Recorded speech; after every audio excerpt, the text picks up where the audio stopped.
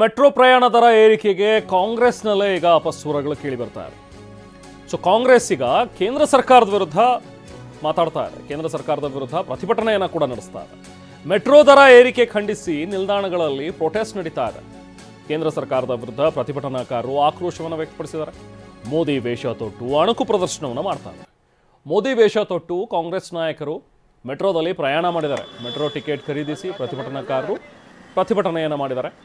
ಪಕ್ಷದ ಹಿರಿಯ ಮುಖಂಡರುಗಳು ಕೂಡ ಭಾಗಿಯಾಗಿದ್ದರು. ಮೆಟ್ರೋ ದರ ಏರಿಕೆ ಬಗ್ಗೆ ಬಿಜೆಪಿ ಮತ್ತು ಕಾಂಗ್ರೆಸ್ ಇಬ್ಬರಲ್ಲೂ ಕೂಡ ಕೆಸರೆರಚಾಟ ನಡೀತಾ ಇದೆ. ಬಿಜೆಪಿಯವರು ಹೇಳ್ತಾರೆ ಇದು ಸರ್ಕಾರ ಅದನ್ನು ಸರಿಪಡಿಸಬಹುದಿತ್ತು, ಆದರೆ ಇವರು ಮಾಡ್ತಾ ಇಲ್ಲ, ಇಲ್ಲಿ ಕಾಂಗ್ರೆಸ್ ನೇತೃತ್ವದ ಸರ್ಕಾರದ್ದು ಫೇಲ್ಯೂರು ಅಂಥೇಳಿ ಬಿಜೆಪಿಯವರು ಒಂದು ಕಡೆ ಪ್ರತಿಭಟನೆ ಮಾಡ್ತಾರೆ.